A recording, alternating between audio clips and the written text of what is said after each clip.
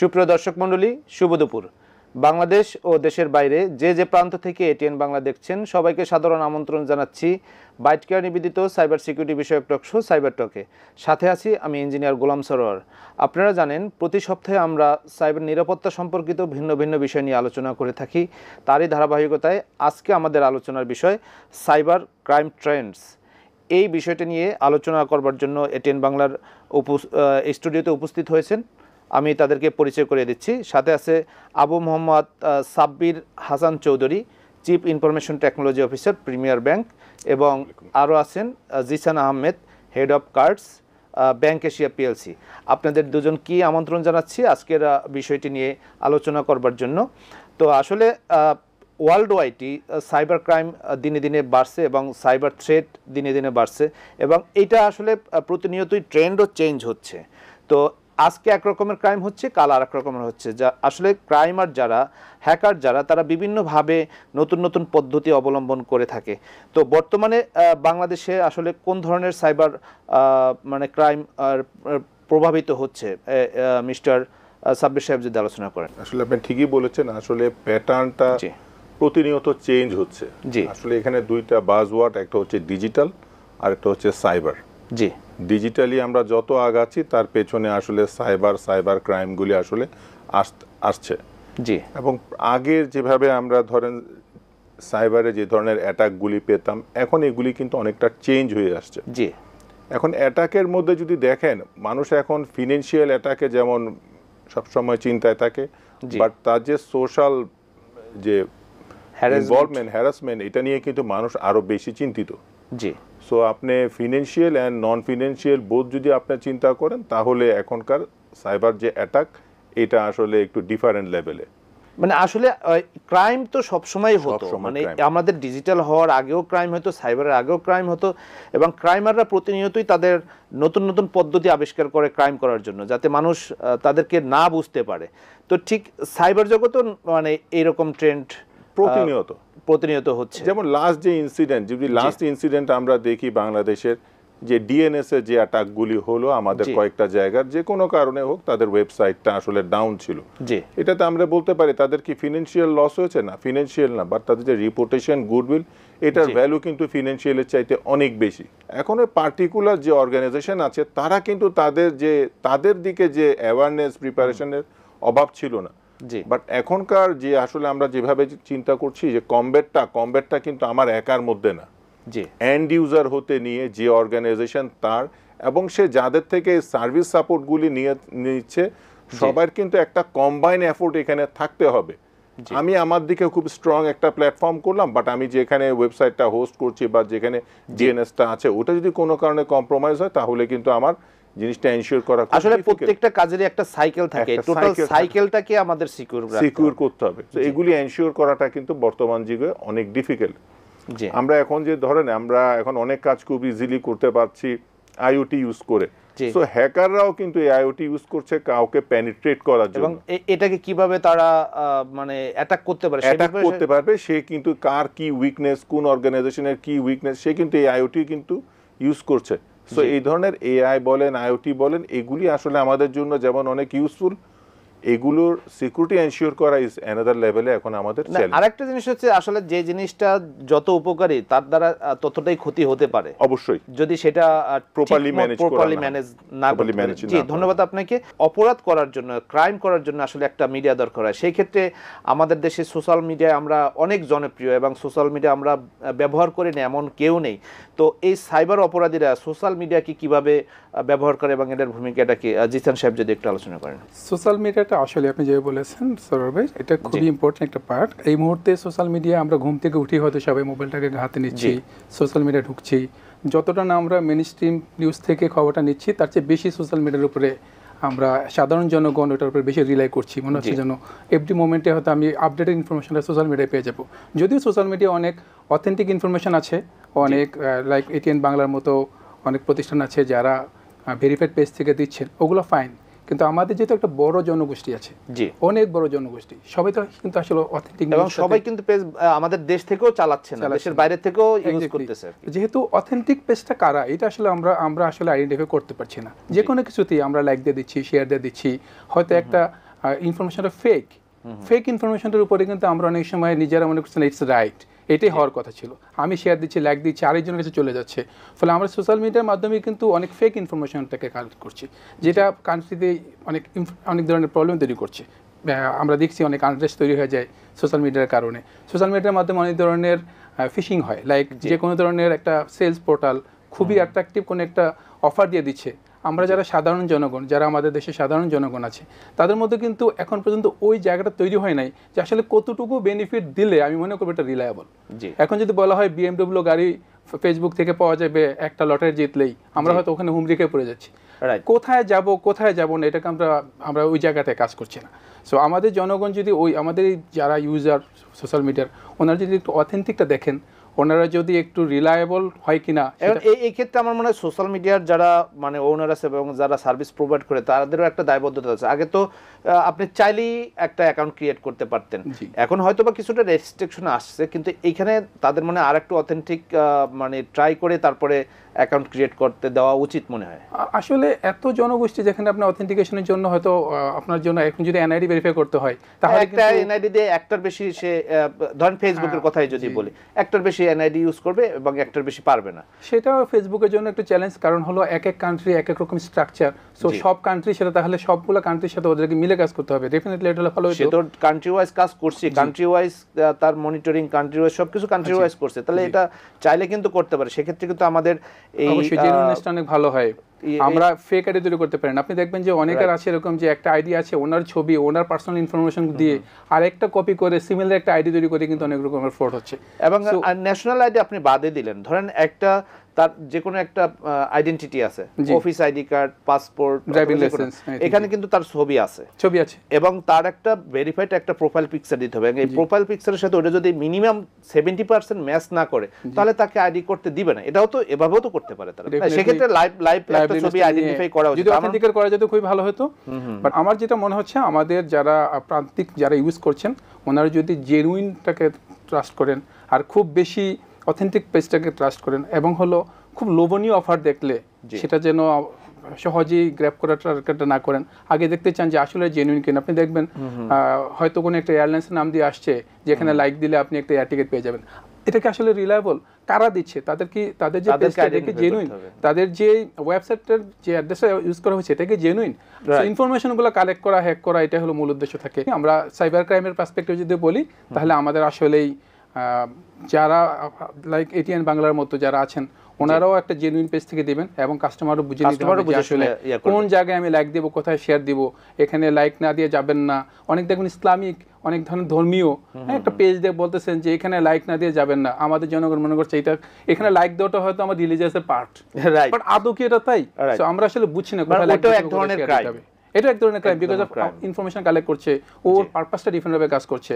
হয়তো জেনুইন হতে পারে, যেটা জেনুইন সেটাকে আমরা অবশ্যই করব, কিন্তু যাদের উদ্দেশ্য এরকম টু কালেক্ট লাইক, তাদের জন্য কিন্তু আসলে অ্যাপ্লাই করা উচিত যে কোথায় আমি লাইক দেবো, কোথায় শেয়ার দেবো, সব লাইক দিব কিনা, সব শেয়ার দেবো কিনা, এটা আমাদের বোঝা উচিত। জি, ধন্যবাদ আপনাকে। তো বাংলাদেশে আসলে সাইবার অপরাধীদের দ্বারা মোবাইল ব্যাংকিং এবং ই কমার্স প্ল্যাটফর্মগুলি কিভাবে তাদের লক্ষ্যবস্তু হয়ে যাচ্ছে, সাব্বির সাহেব যদি আলোচনা করেন। আসলে বর্তমান যুগে মানুষ কিন্তু ডিজিটালি অ্যাটলিস্ট ঢাকা শহরের মতো বড় শহরে বাংলাদেশে সার্ভাইভ করতে পারে, তাদের আসলে ক্যাশ দরকার হয় না। এখন এই ডিজিটাল করতে গেলে তাকে আসলে mobile app, mobile banking, MFS এগুলির উপর ডিপেন্ড করতে হয়। আনফরচুনেটলি এখানে মানুষের একটা ট্রাস্ট থাকতে হবে। সো এই ট্রাস্টটা থাকবে কখন? যখন সে একটা সিমলেস ইউজ করতে পারবে, কোনো ধরনের প্রবলেম থাকবে না। কিন্তু যখন সে কোনো ধরনের একটা হ্যাকিংয়ে পড়ে বা ফ্রডে পড়ে, তখন যদি তার আসলে এই কনফিডেন্স লেভেলটা ভেঙে যায়, তাহলে এটাতে সে একা না, পুরা সোসাইটি কিন্তু এটা জানতে পারে যে আসলে এখানে তো এই ধরনের একটা সমস্যা আছে। সো আমরা আসলে যারা এটা করছি বা এই সার্ভিস দিচ্ছি, এনশিওর করতে হবে হ্যাঁ সার্ভিসে কোনো ধরনের ঝামেলা থাকবে না। সেকেন্ড আরেকটা জিনিস যেটা আমি এর আগেও বলেছি, আসলে এখানে একা কিছু করা সম্ভব না। কোনো একটা এমএফএস ব্যাংকিং সিস্টেমের সাথে সে ইন্টিগ্রেটেড, এখানে একটা ফ্রড হলো, আমরা জানি এখানে কিন্তু ওটিপি ফ্রড, অনেক ধরনের ফ্রড হচ্ছে ডিউ টু আমাদের অ্যাওয়ারনেসের একটা বড় ঘাটতি আছে। এটা সময়ের ব্যাপার, একটা সার্টেন টাইমে আমাদের মধ্যে আমরাও কিন্তু এই প্রোগ্রামের মাধ্যমে অ্যাওয়ারনেসই করছি। অ্যাওয়ারনেসটাই এটা একটা মিডিয়ার একটা বিশাল কাজ, যে আসলে অ্যাওয়ারনেস গ্রো করা। ডিজিটাল বা আমি যদি বলি ডিজিটাল মানি ট্রান্সফরমেশনে অ্যাওয়ারনেসের বিকল্প নেই। তো তবে সবচাইতে বড় একটা ব্যাপার হচ্ছে এখানে একটা সাইবার পুলিশিং অথবা সাইবার ইন্স্যুরেন্সের ব্যবস্থা থাকতে হবে, সাইবার সোলজার থাকতে হবে। এখন আমার একটা ফ্রড হলো ব্যাংক থেকে এমএফএস এর, এটা টাকাটা দেখা গেল এটিএম দিয়ে উইথড্র করলো আরেকটা ব্যাংকে, তার মানে এই ঘটনাটা ঘটলো ধরেন বৃহস্পতিবার রাতে, তাহলে এখানে একটা ব্যাংক, তার অ্যাপ, এমএফএস, আরেকটা ব্যাংকের এটিএম, তার মানে এখানে 3 জন দেখা যাচ্ছে ট্রানজেকশনটা হয়েছে ঢাকাতে, উইথড্র হলো সাতক্ষীরাতে, সেটা কোনো লোকাল পুলিশের পক্ষে সম্ভব না। সো এই ধরনের যদি নেশন ওয়াইড যদি আমরা একটা সাইবার পুলিশ অ্যারেঞ্জ করতে পারি, তাহলে কিন্তু আমরা আসলে এই ধরনের ফ্রড ফরজারি ইনস্ট্যান্ট হ্যান্ডেল করতে পারবো এবং মানুষের কনফিডেন্স লেভেলটা বাড়বে। এবং এই যে আমরা একটা ডিজিটাল ট্রান্সফরমেশন বা ডিজিটাল ক্যাশলেস সোসাইটি চিন্তা করছি, এটা আসলে গ্রো করা সম্ভব। ধন্যবাদ আপনাকে। সুপ্রিয় দর্শক মণ্ডলী, আপনারা উপভোগ করছেন বাইট কেয়ার নিবেদিত সাইবার সিকিউরিটি বিষয়ক টক শো সাইবার টক। আমরা নিয়ে নিচ্ছি ছোট্ট একটি বিরতি, বিরতির পরে আবারও আলোচনায় ফিরব। আশা করি সে পর্যন্ত এটিএন বাংলার সঙ্গেই থাকবেন। তো আমরা যেখানে ছিলাম সেই ক্ষেত্রে বিভিন্ন রকমের আসলে অ্যাটাক হয়ে থাকে এবং ক্রাইমাররা বিভিন্ন রকমের ভাবেই আমাদেরকে অ্যাটাক করার চেষ্টা করে। সেক্ষেত্রে র্যানসমওয়্যার বাংলাদেশের ব্যবসাকে কিভাবে প্রভাবিত করে মিস্টার জিসান সাহেব যদি আলোচনা করেন। খুবই সেন্সিটিভ একটা পার্ট র্যানসমওয়্যার, যেহেতু খুব সেন্সিটিভ। সো ইন দ্যাট কেসে যেটা হয়, বাংলাদেশে যদি কেউ এটা দ্বারা কোনো ধরনের ইম্প্যাক্ট হয়েও যায়, সাধারণত ইনফরমেশনটা আসলে এটা পাবলিকলি অ্যানাউন্স করা হয় না, বিকজ করা উচিতও না, বিকজ কারণ এখানে একটা মুক্তিপণের ব্যাপার আছে। সো র্যানসমওয়্যার হলে যেটা হয়, বাংলাদেশে এটা খুবই কম, কারণ আপনারা হয়তো মিডিয়াতে দেখবেন যে খুব বেশি র্যানসমওয়্যার অ্যাটাক বাংলাদেশে আসলে নাই। এর কয়েকটা কারণ হতে পারে। নাম্বার 1 হলো, বাংলাদেশে আসলে যে ধরনের ইকোনমি বা যে অবস্থায় আমরা আছি, এই অবস্থায় আসলে আমরা টার্গেটের কান্ট্রি কিনা, এটা ইম্পর্টেন্ট, রাইট? তার সাথে হলো আমাদের যেসব মেকানিজমগুলো আছে, আমাদের রেগুলেটর, আমরা যাদের সাথে পেমেন্ট সিস্টেম নিয়ে কাজ করি, আমাদের সিস্টেমগুলো, আমাদের টেকনোলজিটাও কম্পারেটিভলি আমরা একটু কনসার্ন, যেহেতু আমরা ছোট দেশ, ওয়ার্ল্ডের পার্সপেক্টিভে আমরা ফাইন্যান্সিয়ালি অনেক কনসার্ন। সো সেক্ষেত্রে আমাদের অনেক ধরনের মেকানিজম থাকে। যারা কার্ড নিয়ে কাজ করছে, ওরা পিসিআইডিএস সার্টিফিকেশন ম্যান্ডেটরি, যেহেতু এটা বাংলাদেশ ব্যাংকের রেগুলেটরি পার্ট। ইভেন ভিসা মাস্টারকার্ডও বাংলাদেশে এটা ম্যান্ডেটরি করেছে। উইদাউট পিসিআইডিএস সার্টিফিকেশন আপনি বাংলাদেশে আসলে ব্যবসাটা করতে পারছেন না। সো এটা একটা সুবিধা আছে। তারপরে সফটওয়্যার কিনতে গেলে আপনাকে পিএডিএস সার্টিফিকেশন করে নেওয়া সফটওয়্যার নিতে হচ্ছে। সো এটা একটা আপনার জন্য একটা পজিটিভ জায়গা। সো এই দিক থেকে, এবং ব্যাংকগুলো এখন প্রত্যেকটা ব্যাংকে দেখবেন আইটি সিকিউরিটি বলে সেপারেট একটা টিম করা হয়েছে। সো সব জায়গায় আসলে তৈরি হচ্ছে। সেজন্য আসলে র্যানসমওয়্যার যে ব্যাপারটা হয়েছে, বাংলাদেশে হয় না বলা যাবে না। যেগুলো যারা এফেক্টেড হয়েছেন তারা আসলে হয়তো ডিসক্লোজ করেন নাই, বাট এটার যেহেতু ইম্প্যাক্ট অনেক সিগনিফিক্যান্ট, এটার কারণে ডাটার কন্ট্রোল হারিয়ে ফেলা হচ্ছে, সিস্টেমের কন্ট্রোল হারিয়ে ফেলা হচ্ছে। সো সুবিধা হলো আমাদের যদি ব্যাকআপ থাকে, যখন ইম্প্যাক্টেড হয়ে যায় কোনো ব্যাংক বা ফাইন্যান্সিয়াল প্রতিষ্ঠান বা নন ফাইন্যান্সিয়াল প্রতিষ্ঠান, রিকভার করার জন্য সেপারেট ব্যাকআপ থেকে এটা রিকভারি করতে পারে। সো এইটাতে ইম্প্যাক্ট এখন পর্যন্ত এমন হয় না যে র্যানসমওয়্যারের কারণে কোনো একটা ব্যাংক শেষ হয়ে গেছে, এরকম হয়নি। সো এটা নিয়ে অডিট হওয়ার কোনো কারণ নেই। ডেফিনেটলি নেসেসারি মেজার থাকলে কন্ট্রোল করা সম্ভব। জি, ধন্যবাদ আপনাকে। একটা প্রতিষ্ঠান বা ব্যক্তিকে আসলে আপনার সোশ্যাল ইঞ্জিনিয়ারিং এর মাধ্যমে আসলে সাইবার ক্রিমিনালসরা মানে কি করতে পারে, মিস্টার সাব্বির সাহেব যদি আলোচনা করেন। আসলে ওয়ার্ল্ড ওয়াইড যদি দেখি, ম্যানুফ্যাকচারিং, সার্ভিস অ্যান্ড হেলথ হচ্ছে সাইবারের সবচেয়ে বড় থ্রেট। ফিনান্সিয়াল কিন্তু অনেক পড়ে, যে কোনোভাবে হোক। আমরা ফিনান্সিয়াল সেক্টরে হয়তো আমরা চাকরি করি, তার জন্য এদিকে আমরা অনেক বেশি ওয়ারিড। আল্লাহর রহমতে এই দিকটা অনেক ভালো, বাকি সাইডগুলি আসলে ডেভেলপ করার একটা বিশাল ফ্যাক্টর আছে। আর সোশ্যাল ইঞ্জিনিয়ারিং এর মধ্যে যদি বলেন, একটা এখন খুব কমনলি কর্পোরেটে আমরা যেটা এখন ফেস করছি, cyber bullying for in corporate কালচারে। এইটা আসলে খুবই একটা ডেঞ্জারাস। যেমন একজন আরেকজনের এগেইনস্টে নামে বেনামে বিভিন্নভাবে মেইল দেওয়া, SMS করা, তাদের বিভিন্ন ফেক ইনফরমেশন বা অ্যাকচুয়াল ইনফরমেশন সোশ্যাল মিডিয়াতে গ্রুপে শেয়ার করা, এই জিনিসটা যদি বলেন এখন কর্পোরেটে আসলে এটা খুব একটা বিগ প্রবলেম। ইভেন কি এটা ধরাটাও খুব একটা ইজি না। আমি বিভিন্ন নামে একটা মেইল করলাম, কোনো একটা পাবলিক গ্রুপে এটা মেইলে দিয়ে দিলাম, তার অফিসে অথবা বাইরে, এটা কিন্তু আটকানোটা যদি বলেন একটু সম্ভব, কিন্তু এটা অনেক অনেক প্রবলেমেটিক। এটার ফলে তার দেখা যাচ্ছে তাদের রেগুলার মেইলও আটকায় যাচ্ছে। সো এটা একটা আমার কাছে মনে হচ্ছে বর্তমানে আমরা যারা কর্পোরেটে আছে, এটা একটা বিশাল সাইবার বুলিং। এটা প্রায় ইউএসএ তে আমি দেখলাম 35% সাইবার বুলিং এ কিন্তু ওরা শিকার হচ্ছে। তার মানে আমাদের দেশেও এটা কম না, আমরা আসলে এটা এক্সপ্রেস করি না। আর র্যানসামওয়্যারের কথা যেটা একটু আগে আসছে, আসলে র্যানসামওয়্যারে যদি আপনি দেখেন, লাস্ট ইয়ার 2023 তে এটা 75% ওয়ার্ল্ড ওয়াইড বেড়েছে, এবং গত বছর প্রায় 350 মিলিয়ন অ্যাটাক আসছে। সো এটার ফিনান্সিয়াল লস কত এটা বলাটা ডিফিকাল্ট। 35% লোক যারা র্যানসামওয়্যার দিয়েছে কিন্তু তারা তাদের ডেটা রিকভার করতে পারে নাই। এটা একটা আসলে আরেকটা লেভেলের। আমাদের দেশে যেটা মনে হয় ব্ল্যাকমেইলিংটা বেশি হয়, বিভিন্ন ভাবে আপনাকে থ্রেট দিচ্ছে যে এটা না করলে আমি এটা সাইবার বুলিং, এটা খুব বেশি হচ্ছে, এটা খুব বেশি। আমি একটু আগে যে বললাম আসলে আপনাকে সাইবার পুলিশের ব্যবস্থা করতে হবে, রাইট। মানে এখন দেখা যাচ্ছে আমি কিন্তু এটা প্রপারলি বের করা ল, যারা আমাদের যে পুলিশ আছে রেগুলার পুলিশের পক্ষে এটা কিন্তু বের করা টাফ। জি। সো এখানে যে একটা সাইবার পুলিশ আমরা আসলে কিছু করতে পারি তাহলে ইনস্ট্যান্ট এটা রেজাল্ট পাওয়া সম্ভব। ধন্যবাদ আপনাকে। আসলে ক্রাইমাররা ক্রাইম করবে, সাইবার ক্রাইম করবে, কিন্তু আর রক্ষা করতে হবে আমাদেরকে, আমাদের প্রতিষ্ঠানকে। তো মিস্টার জিসান সাহেব যদি বলেন আসলে আমি ব্যক্তি হিসেবে অথবা আমার প্রতিষ্ঠানকে আসলে আমি এই ক্রাইম থেকে কিভাবে রক্ষা করতে পারি? প্রতিষ্ঠানের জন্য তো আমরা একটু আগে বলছিলাম যে প্রতিষ্ঠানের জন্য আমরা লাইক সফটওয়্যার যেগুলো নিচ্ছি সেগুলো অবশ্যই একটা সার্টিফাইড সফটওয়্যার নিচ্ছি। আমরা হার্ডওয়্যারের ক্ষেত্রেও অনেক ধরনের কন্ট্রোল বসাচ্ছি। আমাদের প্রতিষ্ঠানে অনেক ট্রেন পিপল আছে, সো প্রতিষ্ঠানের মধ্যে চলছে এবং এটা রেগুলেটরি দ্বারা কন্ট্রোল, সো ওই জায়গাটায় ইমপ্রুভমেন্ট আছে।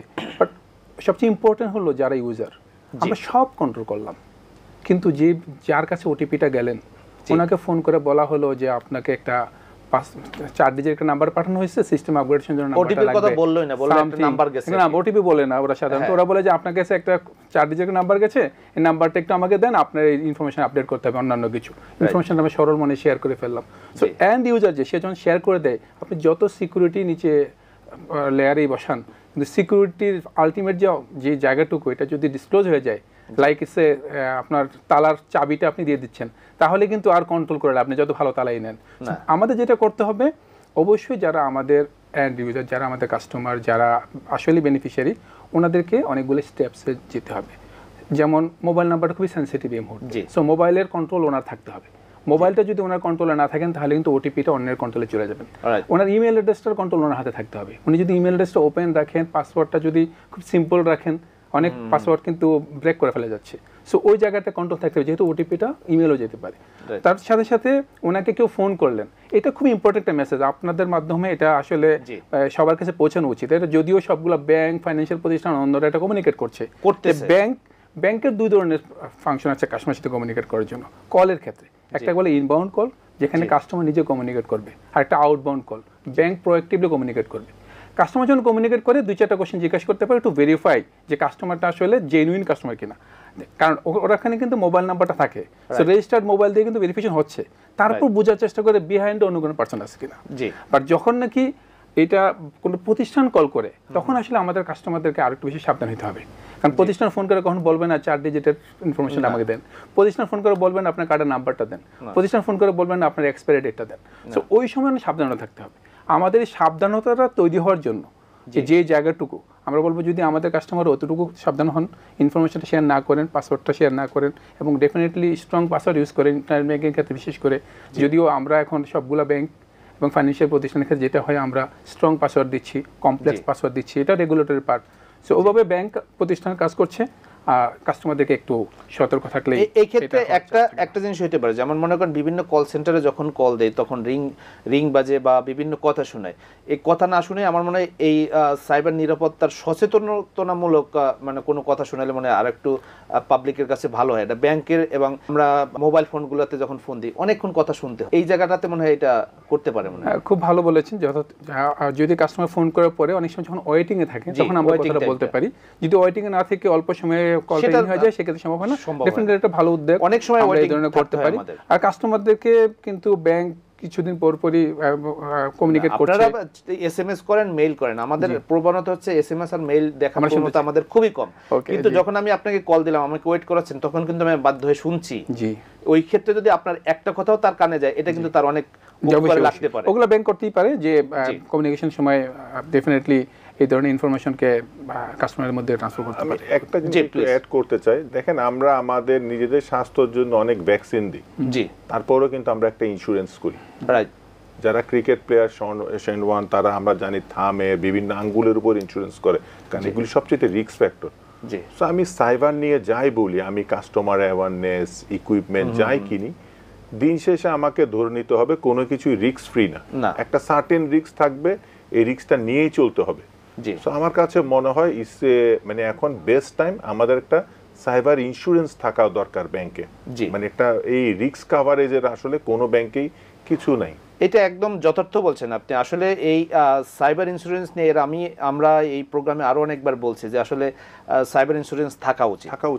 অনেক ব্যাংক কিন্তু আমি অ্যাড করতে পারি সাথে, অনেক ব্যাংক কিন্তু একটা ফান্ড তৈরি করে, রিস্ক ম্যানেজমেন্ট ফান্ড, যদি এই ধরনের কিছু ঘটে রিস্ক ম্যানেজমেন্ট ফান্ড থেকে কিন্তু অনেক ধরনের সাপোর্ট দেওয়া যেতে পারে। তার মানে এই না যে কাস্টমার যদি নিজের জায়গায় ওটা না থাকে তাহলে ডেফিনেটলি ওটাতে সম্ভব না। এটা তো আসলে থার্ড পার্টি ইন্স্যুরেন্সও হতে পারে, আমরা যেরকম অন্য ইন্স্যুরেন্সগুলো করে থাকি। ইন্স্যুরেন্স কিন্তু তখনই দিবে যখন এটা অ্যাক্সিডেন্ট, বাট ইন্স্যুরেন্স ডেফিনেটলি আমি আমার ইনফরমেশন শেয়ার করে দিলাম, ওপেন করে দিলাম, তাহলে তো আর এটা ইন্স্যুরেন্স কোম্পানি এটা আর আমাদের যে মানসিকতা, আমাদের যে মানসিকতা দেখা যাবে যে এইটাকেই পুঁজি করে হয়তো আরো বেশি ইন্টারঅ্যাকশন বাড়তে পারে। তো এই জায়গাটুকু নিয়ে ভবিষ্যতে আমরা আসলে কি করা উচিত সাব্বির সাহেব যদি আলোচনা করেন। আমার কাছে যেটা মনে হচ্ছে, ধরেন আমরা অ্যাওয়ারনেস এটা সবাই আসলে কম বেশি করছে, যেগুলি আপনি বলেছেন, একটা অর্গানাইজেশন ইটসেলফ একটা ইন্স্যুরেন্স বা রিস্ক কাভারেজে যাওয়া উচিত। আমি ইন্ডিভিজুয়াল লসের চাইতে অর্গানাইজেশনের যে লস, একটা সাইবার বা একটা আমার আসলে বড় ধরনের একটা আসলে কম্প্রোমাইজ হচ্ছে। আপনি যে সিস্টেম দিয়ে, যে কার্ড বিজনেস দিয়ে আপনি প্রতি বছর আপনি দেখা যাচ্ছে 100 crore ইনকাম করছেন, তার জন্য কি আপনি বছরে 5 কোটি টাকা প্রভিশন করতে পারেন না? এটা উচিত। আসলে বাস্তবতা হচ্ছে আমরা কি ওটা করছি না, মানে আমাদেরকে আন্তরিকতার অভাব নাকি না বেশি যে কোনো কারণে হোক, ওইটা আমি না বলি, বাট আমাদের এই কালচারটা করা উচিত। আপনি আমাদের ভবিষ্যতে কি করা উচিত আপনি মনে করেন? আমি সাবির ভাইয়ের সাথে মিলে বলছি, আসলে আপনি যদি বাংলাদেশের ব্যাংকগুলোর ইনফরমেশন নেন, সাইবারের এই ধরনের অ্যাটাকের কারণে কিংবা ফ্রডের কারণে যে ফাইন্যান্সিয়াল লস এই দেশের ব্যাংকগুলোতে খুব বেশি হচ্ছে তা কিন্তু না, এটা খুবই মিনিমাম লেভেলের লস, খুবই সামান্য অংশ হচ্ছে। কিন্তু কাস্টমার কমপ্লেন বাড়ছে, কি বাড়ছে? ডিসপিউট বাড়ছে। ডিসপিউট ফ্রড দুটো সেপারেট জিনিস। ডিসপিউট হলে এরকম আমি ট্রানজাকশন করেছিলাম, এটিএম টাকাটা দেয় নাই, ওটার জন্য প্রসিডিউর আছে কিভাবে টাকাটা আনা যাবে, কাস্টমার জানে, কল সেন্টারে ফোন করতে হবে, দেন কি করতে হবে, টাকাটা চলে আসবে। কিন্তু ফ্রড তো ডিফারেন্ট জিনিস। ফ্রড লস যদি আপনি কান্ট্রিতে দেখেন, ফ্রড লস কিন্তু আসলে সেই অর্থে মানে খুব বেশি কোনো ফ্রড লস কোনো ব্যাংকগুলোতে নেই। আমি অনেকগুলো ব্যাংকে জব করেছি, ফ্রডের আসলে এই দেশের হিস্ট্রিতে খুবই কম। এর অনেকগুলো কারণ আছে। নাম্বার 1 হলো আমাদের সিস্টেমগুলো কমপ্লায়েন্সের মধ্যে আছে। সেকেন্ড হলো আমরা ট্রানজাকশন করলে ওটিপি ম্যান্ডেটরি পাঠিয়ে দিচ্ছি, সো ফ্রড হলে তো কাস্টমার জেনে যাচ্ছে। 2 ফ্যাক্টর অথেন্টিকেশন ই-কমার্সের জন্য ম্যান্ডেটরি, বাংলাদেশের ভিতরে। সারা পৃথিবী যে ম্যান্ডেটরি তা কিন্তু না, আপনার PIN base transaction POS ATM এর ক্ষেত্রে ম্যান্ডেটরি। সো ওই জন্য কিন্তু ফ্রড হবে না। আপনি দেখবেন বাংলাদেশে এটিএম এর সামনে সিকিউরিটি গার্ড দাঁড়িয়ে আছে, এটা কিন্তু ওয়ার্ল্ডের সব দেশে কিন্তু এটিএম কার্ডের সামনে সিকিউরিটি গার্ড দাঁড়িয়ে থাকে না। তাহলে কি হয়, এটিএম এর সামনে সিকিউরিটি দাঁড়িয়ে আছে মানে আপনি 10 মিনিট 5 মিনিট সময় নিচ্ছেন, ও আপনাকে একটু পর উকে দিচ্ছে। সো অনেকগুলো ম্যাটারের মধ্যে আছে। আর আমাদের যেহেতু জনসংখ্যা বেশি, এটা একটা সুবিধা আছে, মানে যেখানে সেখানে এটিএম পালানোর সহজটুকু কম। তবে আমাদের যেটা করা উচিত, অবশ্যই আমাদেরকে সতর্কতা থাকতে হবে যাতে করে এরকম ঘটনা না ঘটে। আর এই রিস্ক কখনো ফ্রি হবে না, রিস্কটাকে একটা টলারেন্স লেভেলে রেখেই আমাদেরকে আগাতে হবে। সব জায়গায় রিস্ক আছে। আমি একটা এক্সাম্পল দিয়ে আপনাকে বলতে চাই, বাংলাদেশ যখন এনএফসি নিয়ে কাজ করলো, ট্যাপ অ্যান্ড পে, টাচ করলেই কার্ড দিয়ে ট্রানজাকশন হয়ে যায়, তখন একটা ভিডিও আপনার সোশ্যাল মিডিয়া খুব চলছিল। অনেক ভদ্রলোকের পকেটে ওয়ালেট, তার মধ্যে একটা কার্ড, পাশ দিয়ে একটা লোক একটা পজ মেশিন নিয়ে যাচ্ছে, ট্রানজাকশন হয়ে গেল। মানুষ মনে করছে ব্যাপারটা এত ইজি না, এত ইজি না, কারণ যে মেশিনটা বাজার থেকে কিনে এনে পকেটের কাছে ঘুরলে হবে না, এটাকে একটা সার্টিফিকেশন করতে হবে, ওর মধ্যে কি দিতে হবে, ওটা একটা ব্যাংকের সাথে এগ্রিমেন্ট করে নিতে হবে, অনেকগুলো প্যারামিটার সম্পর্ক। এটা এমন না যে ওই ডিভাইসটা যে কোনো ডিভাইস কিনে নিয়ে পকেটের পাশে ঘুরলে হবে না। এই মেসেজটা কি হচ্ছিল, রং মেসেজ দিচ্ছিল। হয়তো স্টেপ অ্যান্ড পে কিন্তু খুব ইম্পর্টেন্ট। সো আমরা যেন এইসব রং মেসেজ না দিই কাস্টমারের কাছে যেন আস্থা নিয়ে আসি। অডিটর মতো এমন কোনো ফ্রড এই দেশে এখনো হয়ে যায় নাই। শুধুমাত্র জনগণ, আমরা যারা ইউজার, যারা আমাদের কাস্টমার, ওনারা যদি একটু সচেতন হন, ওনারা যদি কথায় বললেই টাকা এটা না দিয়ে দেন এবং পাসওয়ার্ড সিকিউরিটির ক্ষেত্রে একটু সাবধানতা অবলম্বন করেন, এটা নিয়ে অডিট হওয়ার মতো আমি মনে করি না খুব বেশি কিছু এই মুহূর্তে আছে। Definitely awareness priority. Thank you. জি, ধন্যবাদ আপনাকে। আপনাদের দুজনকেই আবারও ধন্যবাদ জানাচ্ছি আজকের এই বিষয়টি নিয়ে আলোচনা করবার জন্য। সুপ্রিয় দর্শক মণ্ডলী, আপনারা এতক্ষণ উপভোগ করলেন বাইট কেয়ার নিবেদিত সাইবার সিকিউরিটি বিষয়ক টক শো সাইবার সাইবার টক। আজকে আমাদের আলোচনার বিষয় ছিল সাইবার ক্রাইম ট্রেন্ডস। আসলে আমরা যদি সুস্থ থাকতে চাই, নিরাপদ থাকতে চাই, আমাদের ভবিষ্যৎ কি থ্রেট আসতে পারে, কোন ধরনের ক্রাইম হতে পারে, এইটা আমাদের জানা উচিত এবং প্রত্যেকেরই এইটার থেকে আমাদের বেঁচে থাকার সম্পর্কেও জানা উচিত, কিভাবে এটাকে প্রিভেন্ট করতে পারি। তো আশা করি সবাই সাইবার জগতে নিরাপদ থাকবো, সেই আশাই আজ এ পর্যন্তই। আবার দেখা হবে আগামী শনিবার দুপুর 12টা 5 মিনিটে। সে পর্যন্ত সবাই ভালো থাকুন, সুস্থ থাকুন, সুরক্ষিত থাকুন। আল্লাহ হাফেজ।